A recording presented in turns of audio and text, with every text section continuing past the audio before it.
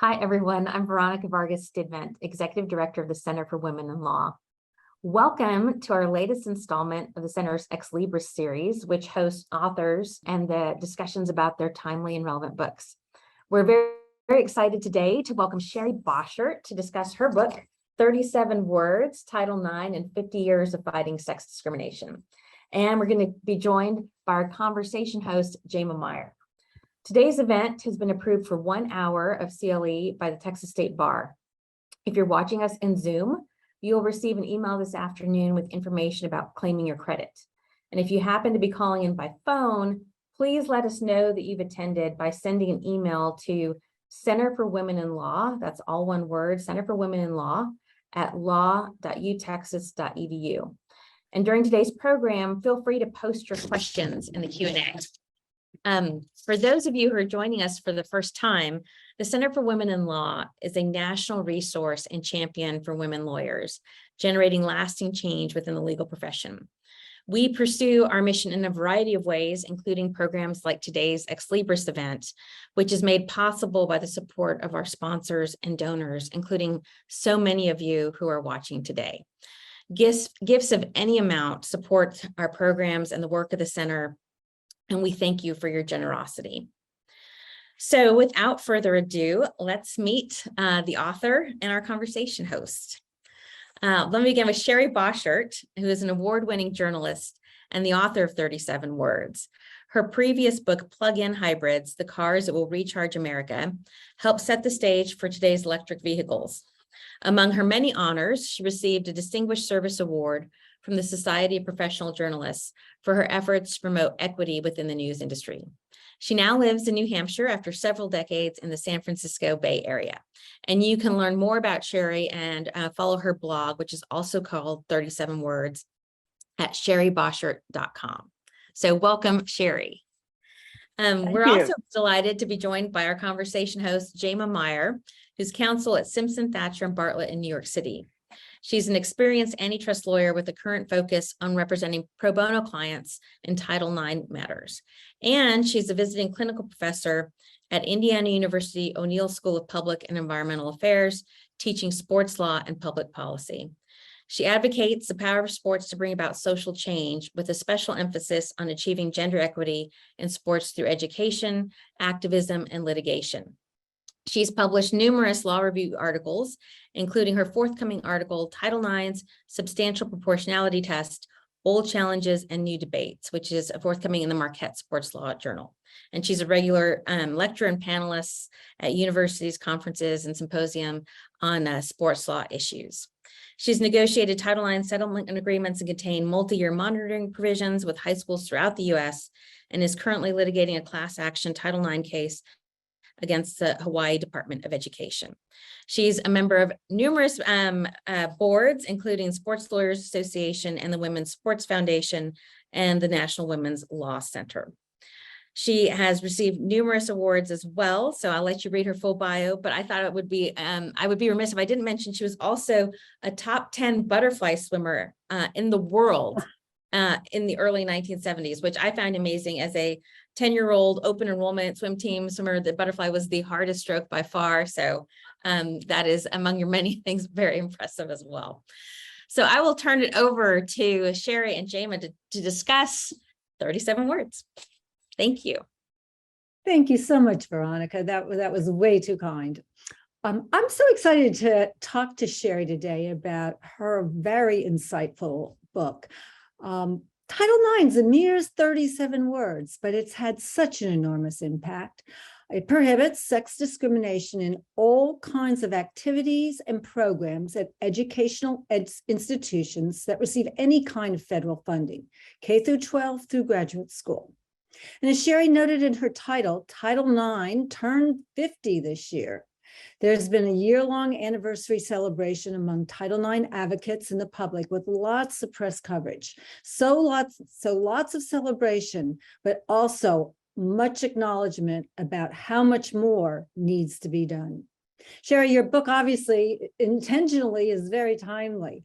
So I'd like to though start with why you wrote this. It's very different from your previous book, plug-in hybrids, the car that changed America.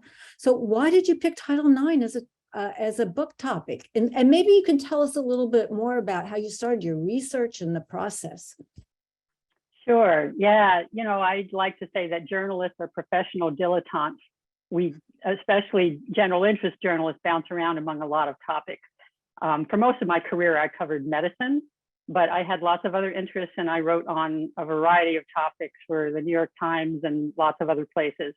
And after my first book, which was about electric vehicles, as you said, about 6-7 years later, I was feeling like I wanted to write another book. Well, what should I write about?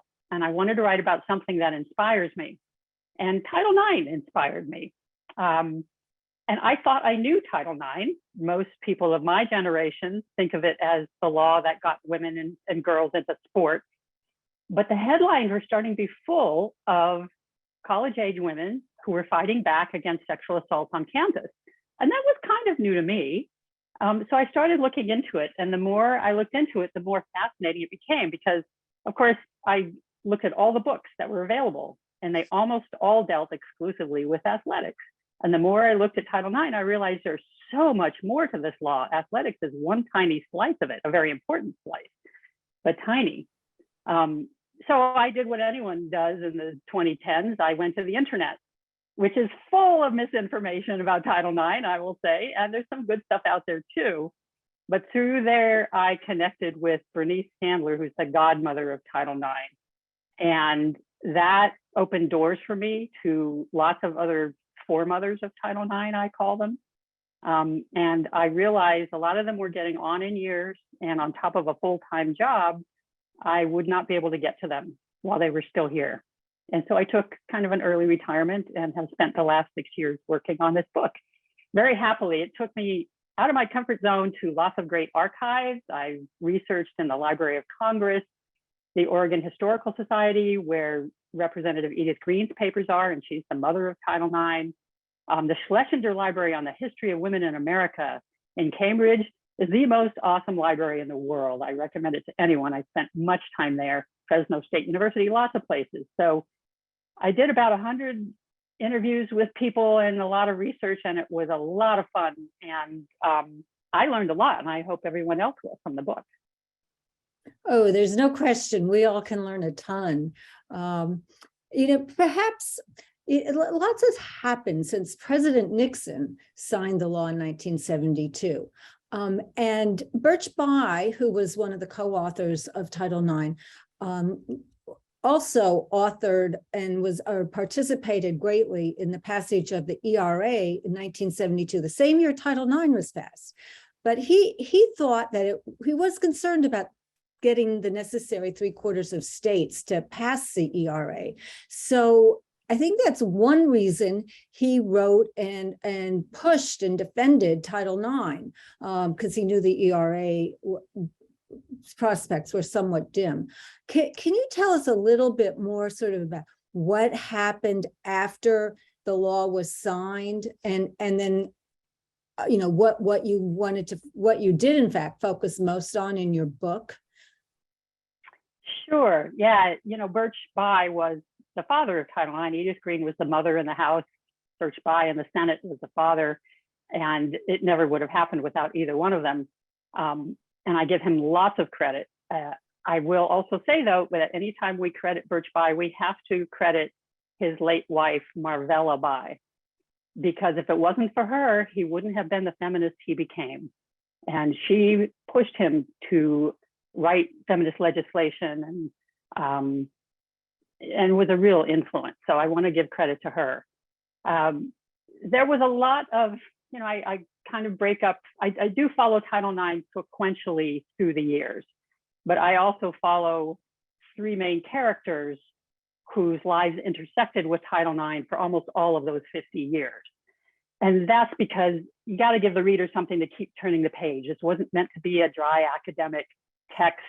I wanted it to be readable and for people to connect with these amazing human beings, while also giving the reader the picture of, yeah, these 3 are the main people in my book, but there's a cast of millions. And to give a sense of the movement behind Title IX that got us there, and then use it as a tool to further those movements, the civil rights movement, the women's movement, the movement against sexual violence, disability rights movement, LGBTQ rights movement. They all intersect with Title IX.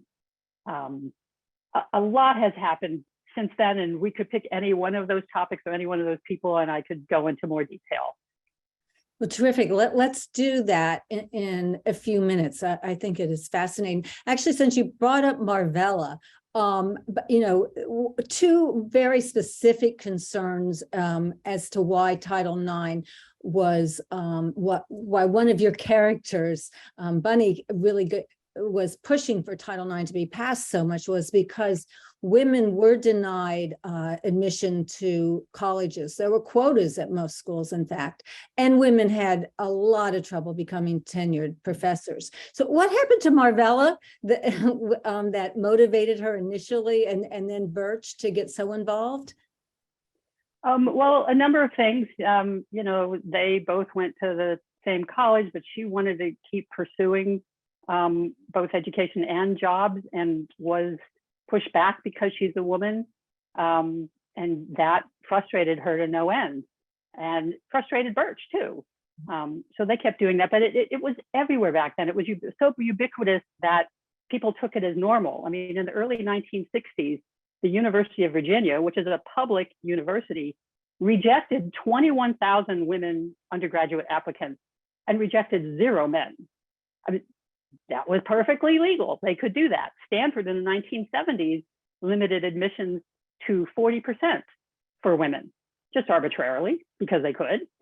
In 1970, law students, 4% were women, and they didn't become a majority even with Title IX's help until 2016. So cultural change takes time, political change takes time, but if you don't have a law like this to back you up, it's a heck of a lot slower. Physicians in around 1970, 7% of them were women. They too became a majority of medical students in 2017. So that's just admissions, the pay disparities, the hiring. I have some little 1-minute videos of some of the people I've interviewed, and with the help of the nice people behind the curtain here, if we could show the video of Bernice Sandler, whose nickname was Bunny, who is the godmother of Title IX, you'll find the impetus for what started on the path that became Title IX. I wanted to be a professor. I wanted to teach. I love to teach. I got into women's issues because I was teaching, you know, a course or two all the time. I was getting my doctorate at Maryland in the School of Education, and I loved teaching. And finally got my doctorate and was still teaching, and they had 7 openings and didn't even think of me at all. It wasn't even considered. And I really am a good dynamic teacher and so forth. So I went to one of the guys and I said, you know, they didn't even think of me. I need to know why. And then he said, without skipping a beat, let's face it, Bunny, you come on too strong for a woman. And I went home and I cried. Yes, I never should have opened my mouth in graduate school. I used to, you know, was an active participant in the class and so forth. And my then husband was really quite good on this issue, and he said, are there strong men in the department? And I remember weeping and saying yes, you know, in tears. When he said, then it's not you, it's sex discrimination. And that had not occurred to me, and it took me a few weeks to put it together that something bad had happened and it was called sex discrimination. So that's Bunny Sandler, and you know, she often said you have to name it to change it. Name a problem before you can change it. And the term sex discrimination was only becoming in wider use around then in the late 1960s, early 1970s. Sandler, with some help, did the research. She's an academic. She even read footnotes, and she found reference to an executive order that did prohibit sex discrimination by federal contractors. And the light bulb went off in her head. Almost all colleges and universities get federal contracts, so they should not be able to discriminate. It was a very sort of narrow form of discrimination, but she started filing complaints. The complaints led to hearings by Representative Edith Green, which led to legislation and allies, and they, with a lot of sausage churn and political machinations, they got Title IX passed in 1972. I love the way you told the legislative history in your book. Clearly, even after the Title IX was passed, there were so many attempts to revoke it, to gut it, or to amend it. And I'm not sure people really know the background of all the horse trading that went on, both initially and then during the attempts to gut it. And I love your saying in your book that you just quoted, that sausage grind that is congressional lawmaking. So what stood out to you during those early debates? And can you explain some of the few Title IX exceptions that came out of the horse trading? Sure. Yeah. Well, I mean, the first thing that jumped out at me was, there was only like 11 women in all of Congress then in 1970 when Representative Edith Green decided to call hearings, the first congressional hearings on sex discrimination in education. And she could call those hearings because she had been in Congress long enough to chair a subcommittee. And her subcommittee, it was called the House Special Subcommittee on Education. She was the only woman among 15 members. So first she had to navigate through that and somehow get it out of the subcommittee into the full committee, which was the Committee on Education and Labor. And at the time, there was only 2 women on that committee, 35 people, but she and Representative Patsy Mink were the only women. Patsy Mink was the first woman of color elected to Congress and a staunch feminist. So first there's all of that, and of course they had to find male allies, and that's the only way they could get it through Congress, and they had to make compromises. And not just them, but Birch Bayh as well. I mean, that's how you get Congress, especially anything controversial, you get legislation through Congress. So just as a quick litany, even before the law passed, they made some exceptions. So Title IX did not apply to admissions for private undergraduate schools, and that's because the elite Ivy universities threw a hissy fit. You can't tell Harvard what to do, right? So they had a big hissy fit. And it didn't apply to admissions for historically single-sex schools because historically women's colleges, felt that they were still valuable. They had a grace period for single-sex schools that were in the process of transitioning to co-ed schools. They exempted religious organizations if Title IX conflicted with their religious tenets. That has since changed today. You can just ask for an exemption and you'll get it if you say you're a religious school, but that's what it was back then. What else? They exempted training for military and merchant marines, and that's kind of gone by the wayside. And they said that Title IX would not prohibit sex-segregated living areas. So you could have women's dorms and men's dorms and things like that. But then in the 1970s, there was still a lot of opposition, and the women's advocates played what they called whack-a-mole. A bad bill would pop up over here and they'd whack it down, another one over here. But along the way, to avoid the more disastrous bill passing, they did make further compromises. They said Title IX would not apply to social fraternities and sororities, not the ones that give you scholarships, those still had to be covered, but social ones. It wouldn't apply to voluntary youth service organizations, the YMCA, YWCA, Boys and Girl Scouts, Campfire Girls.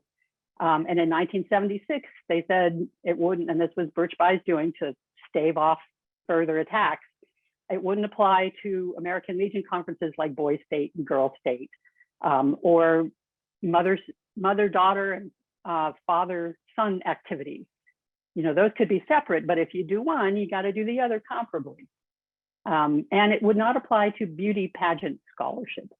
So that's a lot of where the opposition was coming from, other than athletics. The whole athletics opposition, which was huge almost soon as the law passed, that played out more in trying to influence the regulations that govern Title IX. Because as you all probably know, you can pass a civil rights law, and then you have to draft the implementing regulations. Like, well, what do we mean, no sex discrimination education? Here's what we mean. And then once you have the implementing regulations, you need enforcement. Those are the 3 pillars. So there's a big battle playing out around the implementing regulations around athletics. Now, I find it so interesting that the Civil Rights Act of '64 was not amended to include sex. because the thought was there would just be too much opposition. So it was slipped into this higher education bill. And when President Nixon signed it, he did not mention sex discrimination at all. And understandably, the big issue in that bill was busing.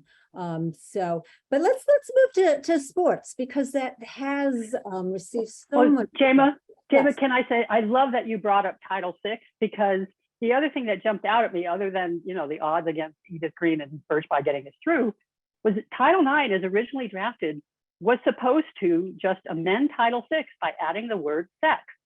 It wasn't supposed to be a standalone bill. And all the women's advocates were pushing for that. That's the way Edith Green wrote the bill. And it kind of bounced in and out. And it was Nixon's people who argued against it, trying to sound very reasonable. Oh, that's too much too soon. Let's make it a standalone law and apply only to education. Because as you know, Title VI applies to much more than that when it bans discrimination. And so in the end, Edith Green pulled it out, partly, I think, because of pressure from Nixon's people, partly from dealing with opposition in Congress, and partly because there was some concern from civil rights advocates, especially Frankie Freeman, who was the only woman and the only person of color on the US Commission of Civil Rights at the time. She was concerned that it would water down the attention being paid to racial discrimination if we then also had to deal with sex. I mean, keep in mind, this was only 6 years after the civil rights law had passed, and we weren't doing a really good job of enforcing that. So for all those reasons, they carved it out as its own law, and they set a precedent, because subsequent civil laws also were carved out. The Age Discrimination Act, Section 504 for disability, they became standalone laws. And so you have these civil rights laws in silos. And that has ramifications when we today try to deal with what we call intersectional discrimination. If you're Black and a woman and you get sexually assaulted, you now sometimes have to choose if you're going to file a complaint, because there's different offices and different rules depending on those. So I'm glad you mentioned Title VI. It's so important to understand that history, and it's a potential solution to some of the problems we face with Title IX today, I think. Right. And I guess speaking of silos, it's a separate silo also, because it only applies to sex discrimination in education. Title VII applies to employment discrimination, and there's no general, there is the Equality Act that's floating around Congress now. That would be certainly a broader law. But let's turn to sports, because sports has gotten so much attention, and it is not mentioned in Title IX. Title IX applies to all activities and programs in educational settings, at institutions that receive federal funding. So what happened right after Title IX was passed, and who complained the most? Well, in the debates in Congress about Title IX, and as you said, it was a tiny little part of a much bigger must-pass education bill. So in the few debates there were, sports were mentioned maybe 3 times. People didn't really get it, including Bernice Sandler and the people who drafted Title IX. They didn't know about sports, so they weren't thinking of that. But almost as soon as it passed, again, it was mostly the elite Ivy League colleges, athletic directors, but also big football coaches and athletic directors around the country. From the beginning, the backlash about sports was all about football. We don't want to share our resources. That's not fair. They tried to get the regulations to not have Title IX cover football, exempt football, just football, and all of that. But things were bad. And I have to say, Title IX, as in other topics, it was a tool, but the movement for access to athletics for girls and women was well underway by then. I mean, there were lawsuits before Title IX passed, mostly from fathers of talented girls who wanted them to have the same opportunities as their sons to play sports. I mean, back then, at one Midwestern college, the women's gymnastic team had to reuse the tape used by the men's team that wrapped around their wrists, and you couldn't get court time, and there weren't teams. There was maybe individual sports. It was pretty bad, and people don't have the sense today because we take that for granted. But along the way, there were some really specific Supreme Court cases and events that made a difference. There was the huge backlash from everyone around the regulations in the 1970s. And by 1979, that was pretty much settled. We had regulations in 75 and a clarification of athletics in 1979. And I don't want to minimize those battles. I talk about them in the book. But then they went on, one of the tools that they tried to obstruct Title IX with was to say, you know, Title IX doesn't apply to the whole institution, despite what Congress said it did. It only applies to the specific department that gets federal funding. And Grove City College took that argument all the way to the Supreme Court, which by then was serving with the Reagan administration. And the Justice Department did not argue strongly on behalf of Title IX. And the Supreme Court ruled, okay, you're right. It only applies to specific departments that get federal funding. That disrupted a lot. I mean, the Office for Civil Rights had to drop a lot of investigations of unequal sports opportunities. It canceled some investigations around sexual harassment, because if you were harassed in the economics building, which was built federal funding, you might be investigated. But if it was in the English building that didn't get federal funding, they weren't going to pay any attention to that. It was absurd. But there it was. And so that set everything back. The women's movement continued, but it kind of like there weren't that many gains in the 1980s, but we didn't lose the things we had won up till then in athletics. All these groups had to come together because remember, Title IX, those 37 words are almost word for word taken from Title VI of the Civil Rights Act of 1964, as were the Age Discrimination Act, as was other laws. And so the ruling by the Supreme Court invalidated not just Title IX, but Title VI and the Age Discrimination Act in education. So all those groups had to come together and get Congress to pass the Civil Rights Restoration Act of 1988. A grand coalition. It took 4 years, but they did it. They had to make some compromises, but they got it through. In the 90s, women's sports kind of flourished because you had all these women who now had grown up under Title IX, and some of them were becoming professional athletes. If you're old enough like me, you remember women's soccer winning the World Cup for the first time in the 1990s, et cetera. But there was also a key Supreme Court case, Franklin v. Gwinnett, I think it was called, in 1991, which was about sexual harassment. But for the first time, the Supreme Court said, as in Title VI, courts can order monetary damages awards under Title IX. Well, that applied to athletics too. So once you can start winning monetary awards, I mean, before that, all you could hope for in athletics was a ruling saying, yeah, you're right, they're not doing well, but they made a promise to do better and good luck. But now monetary awards, that caught people's attention and started making changes. So that was awesome. In 1994, another key thing that happened, Representative Cardis Collins and Senator Carol Moseley Brown, two African-American women in Congress, they managed to pass the Equity in Athletics Disclosure Act, which requires colleges and universities every year to report to the government, and it's posted online where everyone can see it. How many women and men in your institution get to play?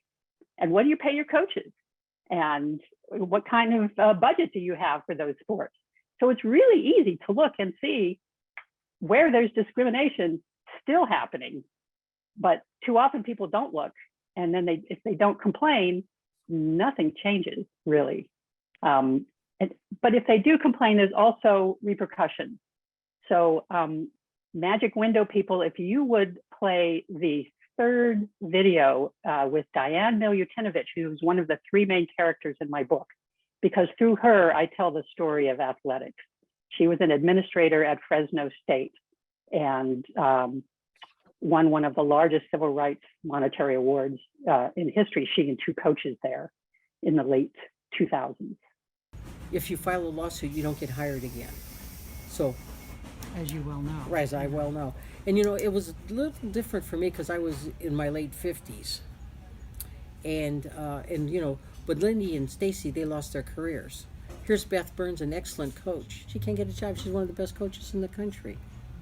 You know, Tracy Greaves' mom, one of the best field hockey coaches in the country, can't get a job. North Carolina hired her as a volunteer assistant, you know, volunteer assistant down there, but she can't get a job. So, you know, Minnesota Duluth, Shannon Miller, she's not going to get another job. And these are all these people are young people, and they can't get jobs. So, you know, so what's the message? Shut up. Don't speak up. We'll fire you and you'll never get another job. And certainly if you sue us, you'll never get another job. We could spend an hour talking about the strengths and the weaknesses of Title IX. But certainly one thing Title IX can't cover is it can't tell an employer, you have to hire this person after they've left or after they've sued you. And so there are retaliation repercussions. And the interpretations by the OCR and case law does prohibit retaliation, and not just with respect to coaches, with respect to athletes too, for speaking up. But the case law is not that well established yet. And I've been involved in a few cases where we're pushing that. And I think it's really important. It's important for athletes, especially if they want to bring about change, to know that they will, you know, have a legal cause of action if they are retaliated against. I would just love to stay on sports for one more minute because there's been so much progress, but there's more to be done. So before we do that, you mentioned the EADA and it only applies to colleges? Yes. Tell me what that's all about. Well, that's the way it was written. That's what was most in the news in the 1990s. There were a whole slew of lawsuits in the 1990s, and a lot of men in minor sports started suing, blaming Title IX for their sports being cut when really all the resources were being gobbled up by football. I've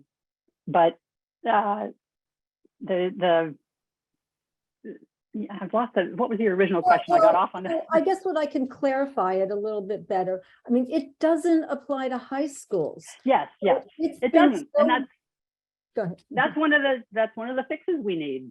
It's really, you can, if you dig hard enough, get data from high schools, but they don't make it easy. It's really hard. There's a guy up in Washington State called Herb Dempsey, who started an informal group called Old Guys for Title IX. He sort of took it on as his retirement project. And he just looks around at, he just uses Google Earth to fly over high schools.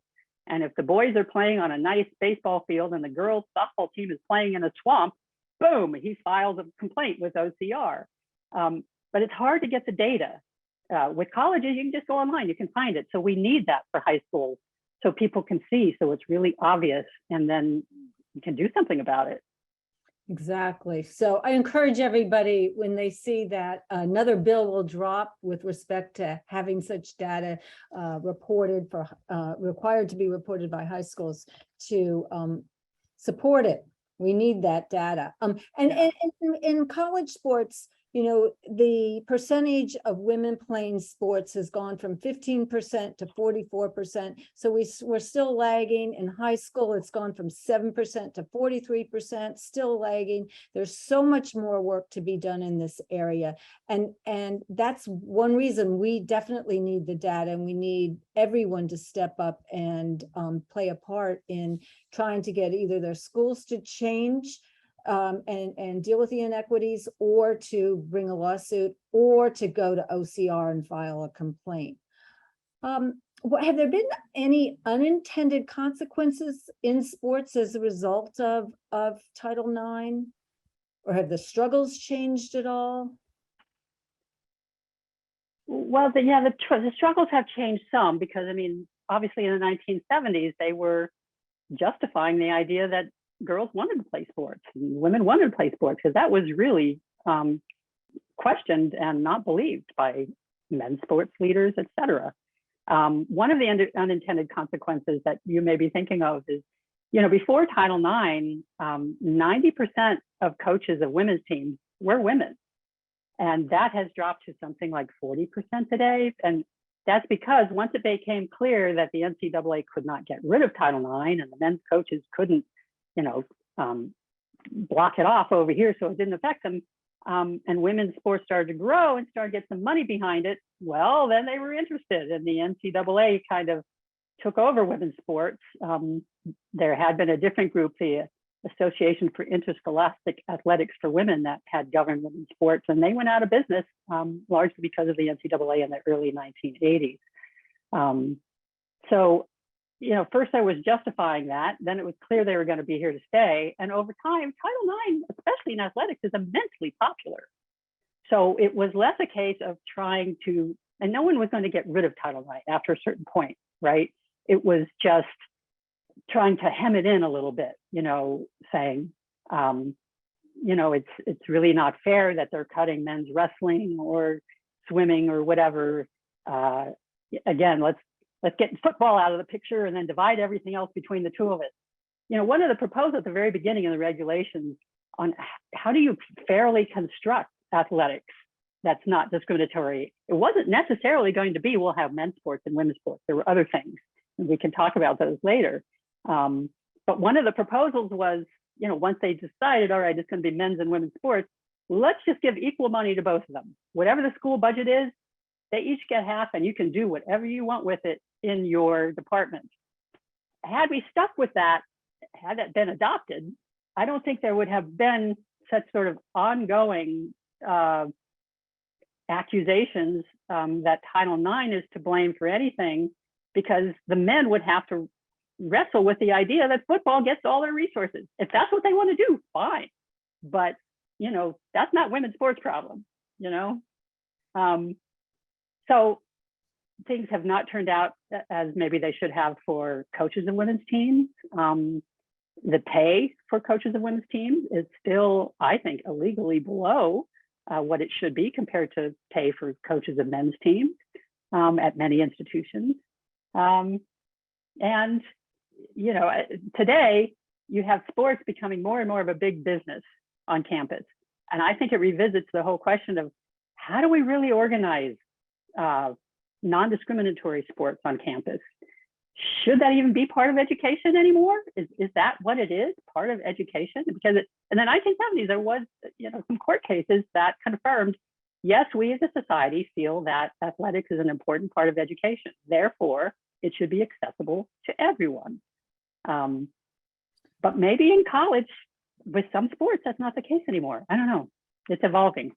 It's evolving, and football is getting much more attention even now in the Title IX sphere. Well, one reason we're so concerned about sports is it does lead to, there's been much research on this. It leads to better health outcomes, better educational outcomes, and you learn so many life skills playing sports, including self-confidence, time management, teamwork, perseverance, etc. In fact, Ernst & Young did a study a number of years ago that showed that 94% of women in the C-suite of Fortune 500 companies played sports, either high school or college. And so I think we need to, keep our finger on this pulse, and there's so much more we could talk about, but we're running into some time issues here, so I'd like to switch to sexual assault. And you talk about the different characters in your book. You could almost say, well, sexual assault is another character. Can you tell us about what you cover and also some of the history behind Title IX and sexual assault, and bring us up to the present?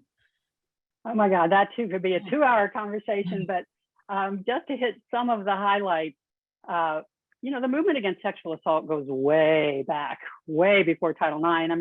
In the mid 1800s, there was a former slave, a transgender woman, who testified before Congress about sexual mistreatment of slaves. That's just one example. It goes back thousands of years, really. But in the 1970s, which is where we pick up the story, again, remember what Bernice Sandler said, you got to name it to change it.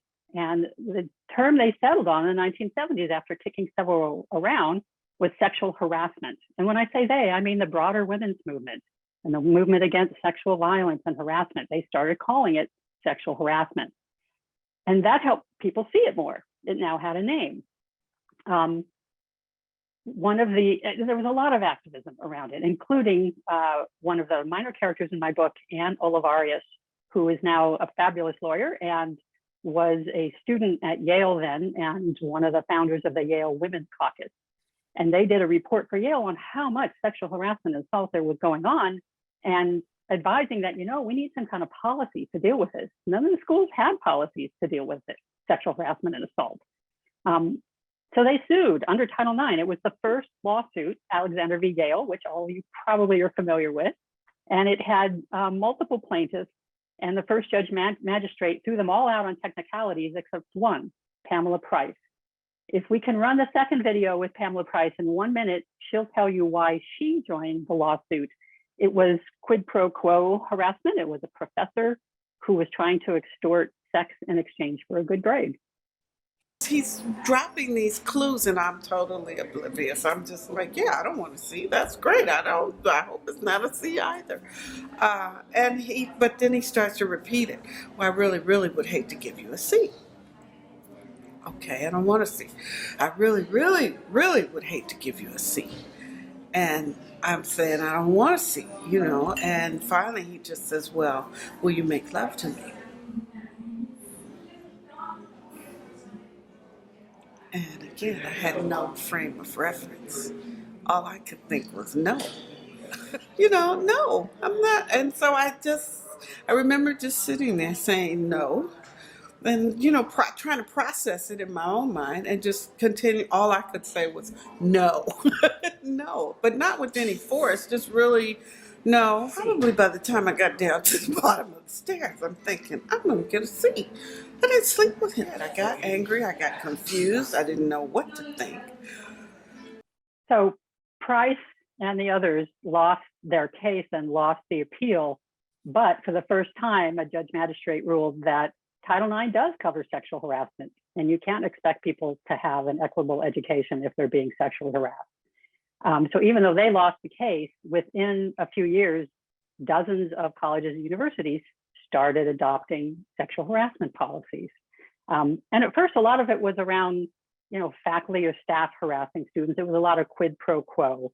And over the 80s and beyond into the 90s, that expanded to peer harassment. I'm going to list off just a few of the key cases affecting this because it shapes where we are today.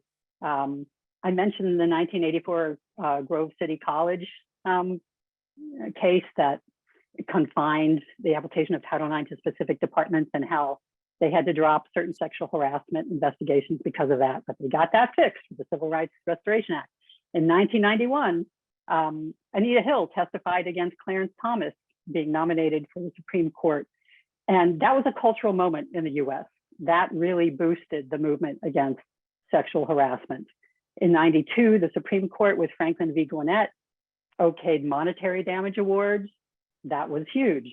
Lots more lawyers became interested because they could get paid through this and fight the good fight.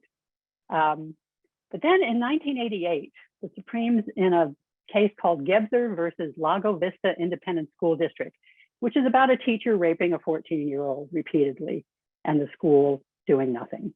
The Supremes confirmed that financial damage awards are appropriate under Title IX, but they put some limitations on that. They said a person of authority had to have actual knowledge and to deliberately fail to respond appropriately. That made it hard, and it's sort of a bit of an exceptionalism that we see since then. There's tougher definitions and tougher ways to prove your case for sexual harassment than for other kinds of misconduct in schools, whether it's a lawsuit or Title IX investigation or whatever. It became much easier to say, the right person at the school wasn't aware. The principal didn't know, it was just the janitor, or they didn't deliberately fail to respond. My gosh, if they had known, they would have done something. And the year after that, in 1989, there was a case called Davis versus Monroe County Board of Education.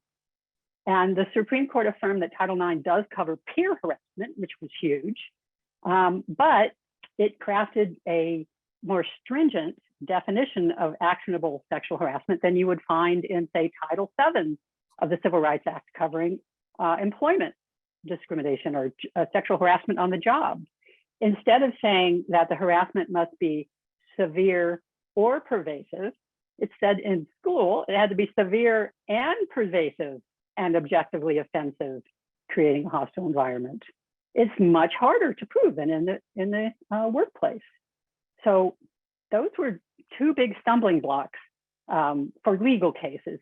It made Title IX and the Office for Civil Rights even more important because you had Title IX is a civil law. It's not criminal, and you don't have to sue under it, but you can make changes in education through it. The whole movement kept accelerating. There were exposés about sexual harassment in the military and the clergy and the Boy Scouts, et cetera. And since the mid-90s, the Office for Civil Rights had clarified that Title IX is a civil law, and as such, the standard of evidence for misconduct for sexual harassment should be a preponderance of evidence. You know, if it's more likely than not to have happened.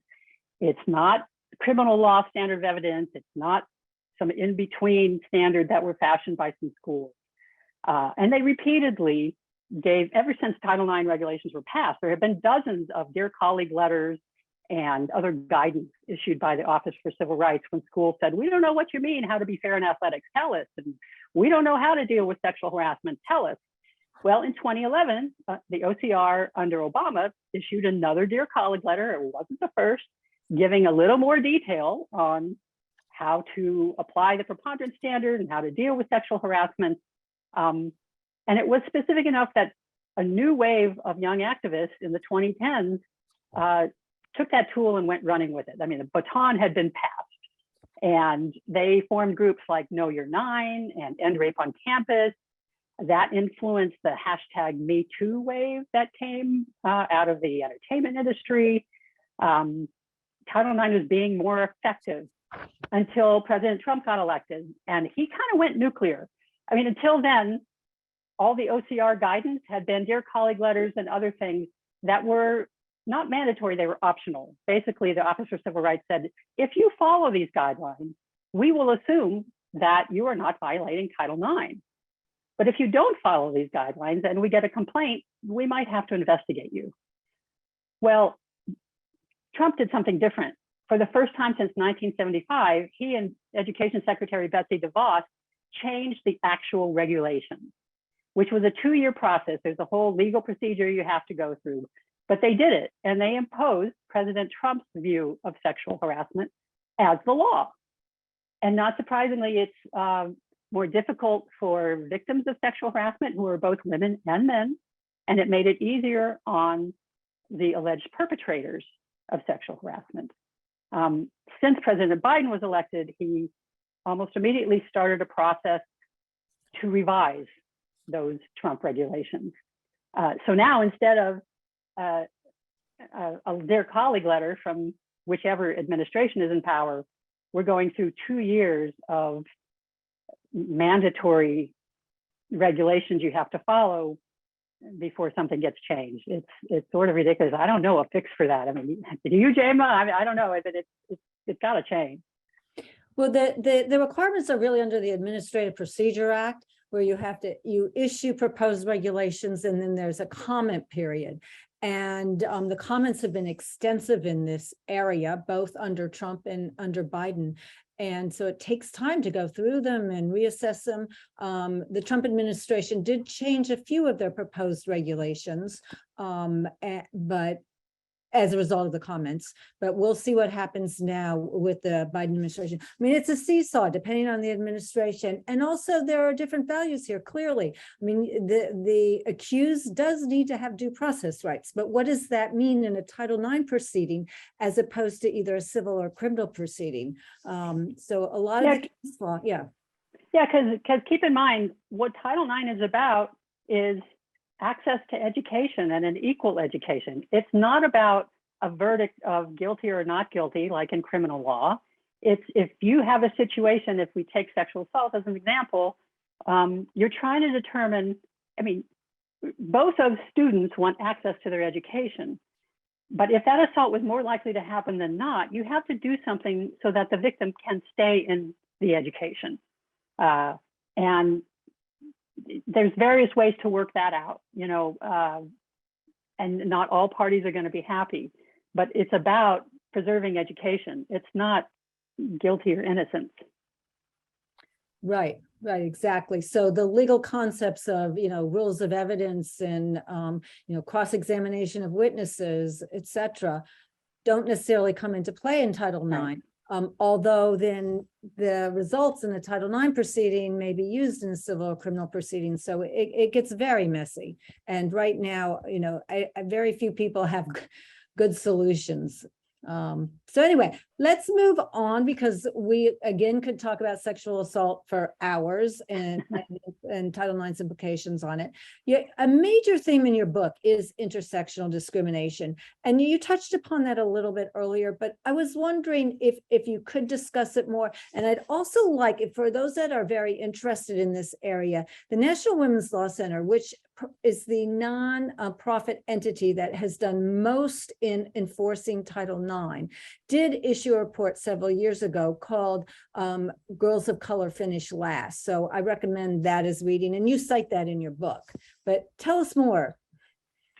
Yeah, and I'm glad you mentioned National Women's Law Center. I mean, they're practically a character in my book. I mean, they run through that. I mean, it was founded the same year Title IX passed, and they've been a major, major player. Marcia Greenberger, the founder, gave me lots of information and appears throughout the book. But in terms of intersectional discrimination, remember that those civil rights now are in silos. And if you have separate rules or separate offices, you're asking the person to choose which one they're going to report. I like the Equality Act that's before Congress, because it would add sex and gender to Title VI and would apply thus to much more than education. That's a potential way to try and bring it together. I've heard of some colleges that are starting to combine their different offices to deal with discrimination and not have Title IX over here and the Title VI over there. I don't know how that's going, but we just have to start thinking of these. And why? Because there are repercussions, and this manifests in different ways. And so we have to think about it in all different aspects. So for instance, in jobs, which was the original impetus for Title IX, in 2021, 50% of jobs in higher education went to women, which is progress, but only 20% of faculty were people of color if you count women and men. So who's this really benefiting? Mostly white women. In athletics, there's 10 times more girls and women playing sports by 2017 than there was in 1972. But 69% of those playing slots go to white women, even though half of undergraduates are people of color. So again, it's mostly benefiting white women. And I should say also financially excellent women. Kids who are in inner cities get much fewer playing slots than suburban girls in schools. If you look at sexual assault, the assault rate is twice as high for people of color or LGBTQ people compared to white people or non-queer people. So if we don't start recognizing this pattern and combine how we look at that and deal with the sometimes intersecting discriminations, Title IX will never fulfill its full promise. It will benefit some women more than others, or some students more than others. And really, we want it to be an even playing field. We want everyone to thrive. So you've talked about some solutions. We certainly have talked about a lot of problems, in addition to the progress, of course. Can you just sort of wrap up with what you would like the impact of your book to be, both sort of the big solutions, but also on the individual level, how individuals listening today can effectuate change? Sure. Well, I hope my book offers perspective, because in order to understand modern issues, you need to know how we got here and see that this is part of larger social movements. And these problems are not new. I mean, a lot of people blame Obama's Office for Civil Rights Dear Colleague letter of 2011 of making a big issue out of sexual assault. The first case was in 1977. This is not new, right? These are things we have been struggling with for a long time. I would hope people take from my book not only the fabulous stories of these three main characters and the number of minor characters, but also see the millions who were beside them. It's three main characters in a cast of millions, and each of us is part of those millions. What we do has ramifications. There's big ticket solutions, passing the EADA for high school, adding sex and gender to Title VI. I would love all of you fabulous lawyers to find some fix for the Gebser and Davis decisions that created this exceptionalism that we have to judge sexual harassment and assault by higher standards in school than we do in anywhere else or for any other kind of misconduct. Those need fixing.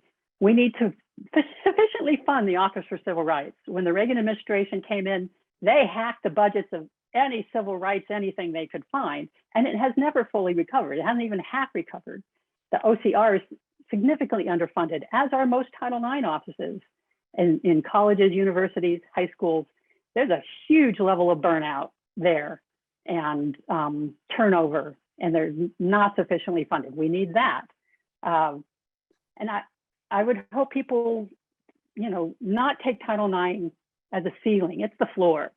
Complying with Title IX is the minimum we should do. There's a lot more we should be doing.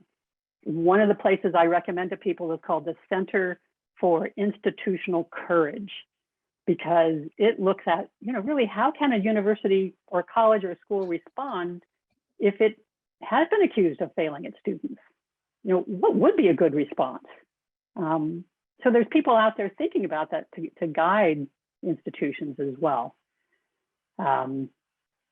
That's kind of the gist of it. I hope people share the book and its lessons and carry on the work. Well, those are great suggestions. I would also like to emphasize that how important the education of what Title IX stands for is, and you certainly have contributed to that enormously. This year there have been a number of polls that show the public just doesn't know what Title IX requires, and there is so much more we can do in this regard. So I'd like to thank you very, very much for writing the book and educating so many of us. Thank the audience for wanting to learn more about Title IX. And thank you to Veronica and the Center for Women in Law at Texas Law School in holding this most important webinar or panel. Well, thank you, Jayma, and thank you, Sherry. That was an amazing discussion. I know I learned a lot. I hope our audience certainly did. We're so grateful to you both for sharing your time and your expertise. I mean, that hour just flew by. The book is 37 words if you want to read it. And I think we got a sense, Sherry, of your voice and how the storytelling aspect really comes through in the book. And that really came through today, thanks to the both of you. So we really appreciate you. As I mentioned, today's program has been approved for an hour of CLE by the State Bar of Texas. If you've joined by Zoom, you'll get a follow-up email on how to claim that credit. And if you're joining by phone, please be sure to email us at Center for Women in Law, that's all one word, at law.utexas.edu. I hope you will consider supporting the center and our mission, which we can only further with your help. And I also invite you to join us on November 3rd for the latest in our Susan Blount Power Lunch series with Liz Avore of Voting Rights Lab and Mimi Marziani of the Texas Civil Rights Project.